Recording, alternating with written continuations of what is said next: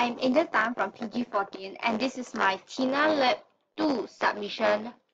And this TINA Lab 2 is about powering switching devices on MOSFET. The purpose of this entire schematic is to be able to turn on and off the lamp based on the function generator. As you can see, here is the lamp, and here is the MOSFET.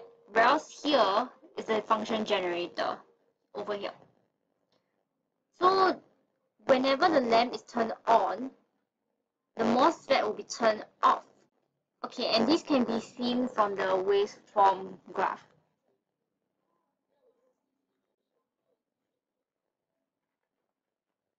Okay, as you can see here, this is the graph, but I'll be showing you separately for each curves. Okay, here is it. Okay, let me show you. Okay, as you can see from here, I'll be using these two gauge. I'll be using these two gauge. Okay, as you can see, VDS is the voltage across the MOSFET here, whereas VLD is the voltage across the lamp.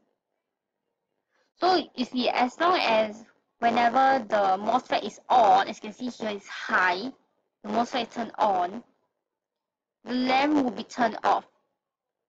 Its voltage will be very close to zero. It will be turned off. Then whenever the MOSFET is turned off, as you can see between A and B, is turned off, the MOSFET will be turned on, being at its maximum having high voltage. It will be turned on.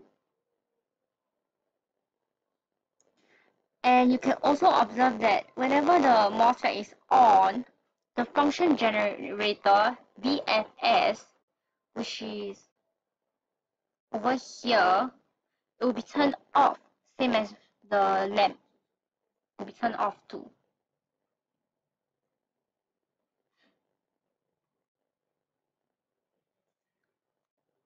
So this is the end of my explanation for the MOSFET and for TINA Lab 2 submission.